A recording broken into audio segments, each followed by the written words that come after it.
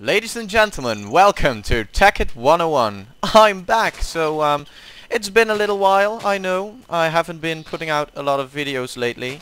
That is because I've been very busy with school. It was a little bit hectic, but now I'm alright. It's vacation. Yes, vacation.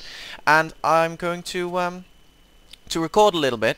This is the start of the new series Tekkit 101, and in this series I plan to explain to you the new things in Tekkit and how to start up and play Tekkit, because I know it can be a little bit confusing, at least it was for me at first, but I've been playing it a little bit lately and I really like it. So this is Tekkit, not Technic, by the way, so you can do the things I do here online on a server as well. Having said that, I won't be bringing out episodes daily anymore, because that was just too much for me. I mean, I tried, but the videos weren't of very good quality, and I didn't enjoy doing them anymore, and I do this for my amusement mostly, at this moment anyway. And for your amusement too, so I want to make less videos, but better videos, and I hope you'll understand. So, yeah. You might wonder, what's this house? Well, I gave myself a little bit of a starter pack, if you will, because I don't want to, you know, punch trees and all that sort of stuff all over from the beginning. So yeah, I gave myself a little house, some food, because else we'll basically, well, die. A little flower, because, well, it's nice. A bed. I like this kung fu poster. I just love martial arts. I can't do anything about that. Anyway, so we also have ingots and some basic necessities and some basic machinery. So I'll be explaining these to you in a minute, but well, it comes down to this. The ores go in here and the ingots come out here. Now, there are some basic things you'll need to do in Tekkit when you get started. At least it's recommendable, because with this basic kit, these basic machineries, you are able to double your ores, or I should say double your ingots. Well, how does that work? Well, obviously when you want to begin just from the start, you'll have to mine some iron and get things done. So I'm going to walk through the setup here and explain to you how to build these things, how to hook them up, and how they work. So let's just start in here. So this works. You put an ore into here. The ore then gets pumped out via this wooden pipe. It's connected to a redstone engine. I'll explain redstone engines in a little bit.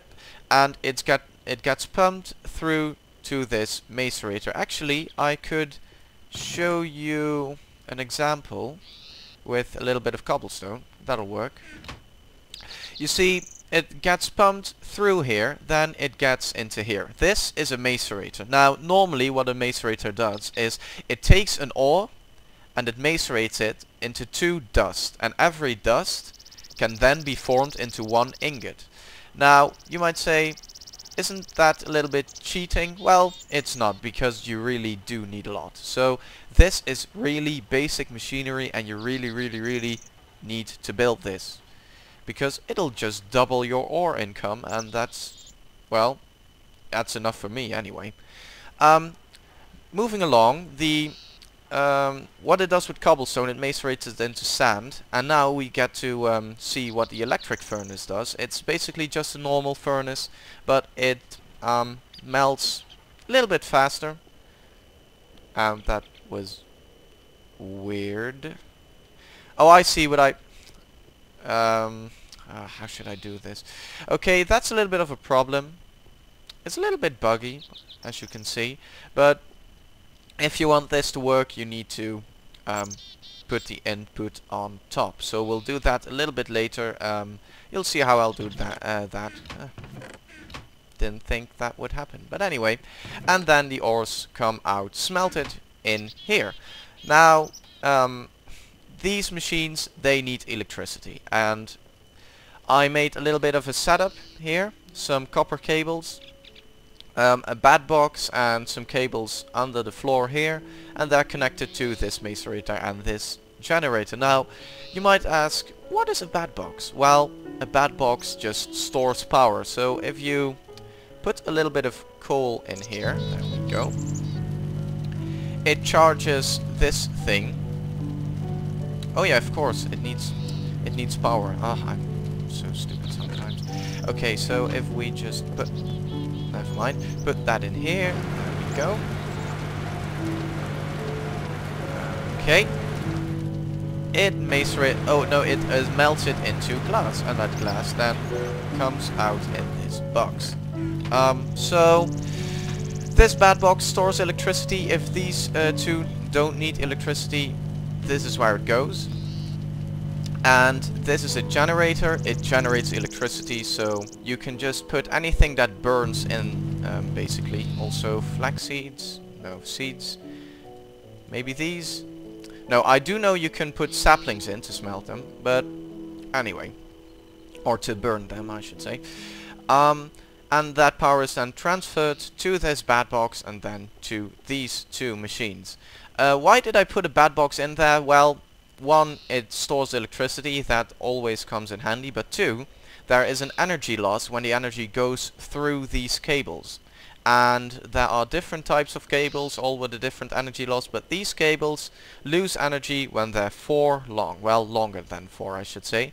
So, at intervals, I put down a bat box, and that bat box makes it so that there is no energy loss whatsoever. So, it's important to, you know, use these if you don't want to lose power. So, yeah, that is a basic setup. It's really basic, actually, because you can do so much more, and I'm going to show those things in the series, obviously. Because my goal is to try and teach you a little bit about Tekkit, and to make sure that every episode you learn something. So, I think I'm going to go through how you make these things, but because you can see them right here, but how do you make those? Well, that's actually really simple, because in Tekkit, there is a really handy search function that that's installed in the too many items. So what we do is, this is a macerator, so we type in mace, then we search the macerator. This is a advanced machine, we'll get into that in a later episode. This is a macerator, and now we just press R, there we go, and you can see how it's made. You can do this with basically every recipe, a sorting machine, macerator, rolling machines.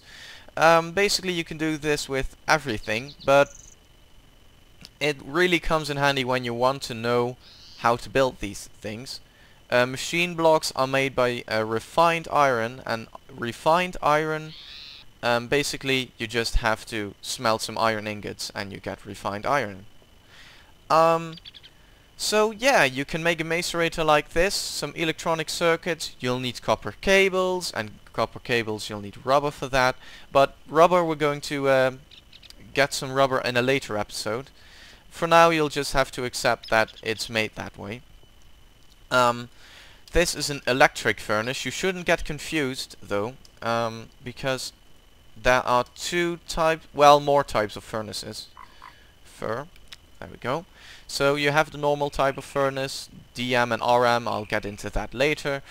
Anyway, you have an iron furnace, but also an electric furnace. An iron furnace is more efficient, and an electric furnace is also more efficient, but it runs on electricity, so don't get those mixed up. You need the electric furnace and you need to hook it up to a power supply, because else, well, it doesn't really do anything.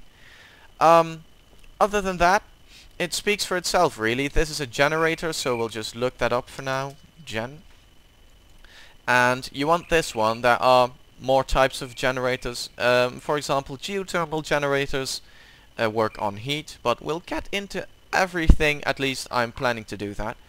You need RE batteries and batteries. Oh, this is a little bit stupid. When you press R when you want to search for an RE battery, that doesn't work. So you need to search for a battery, and you need to click on this one, and you can see how it's made. So that's a little bit annoying, I know, but just keep it in mind. If you want to know how to build a battery, you need to type it into this box right here. So that's how you make a basic setup. These redstone engines, these are powered by redstone, and these can pump out, well, anything you put in this chest. The thing is, though, you have more types of engines. I'll just look them up, and there we go. You have a redstone engine. This one basically, engines can explode. That's really worth noting, and this one basically can't, because you can't really overload it if you just use a single one.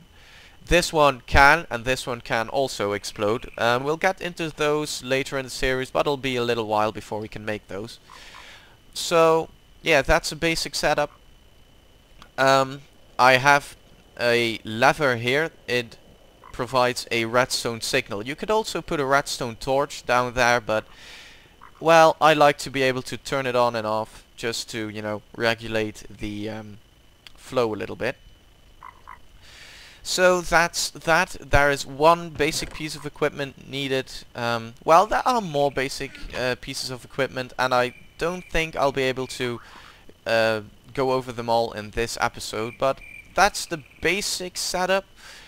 I didn't want to go mining, as I said earlier in this episode, just because I think it's boring for you to just watch that. I want to get right into the action. I did, though, make a little bit of a mine here, and next time we'll... No, not next time, maybe the episode after that, we'll begin mining with a special piece of mining equipment, but you'll see that in a later episode. Anyway, I think the next best thing to do now is to get rubber. And it may confuse a lot of people how to get rubber. Well, it's not that hard really, but I don't think I'll be able to find... no, I won't be able to find any rubber trees in this episode, sadly. So I think I'll end it here for today. Thank you guys for watching, though. It really excites me that I'm beginning a new series. Although I won't be producing a video every day, I still hope you guys will watch this, and I appreciate feedback. So if you want to see something done in this episode, or in this series I should say, please tell me. I'll see what I can do, because if I like the request, I'll do it. It's as simple as that. But next time we'll probably go and search for a rubber tree, and I'll explain how to make a rubber tree farm and how to farm the rubber out of it. We'll also need a little bit of extra equipment for that. So yeah, I'm pretty excited for next episode. Thank you guys for watching, and see you guys later. Bye!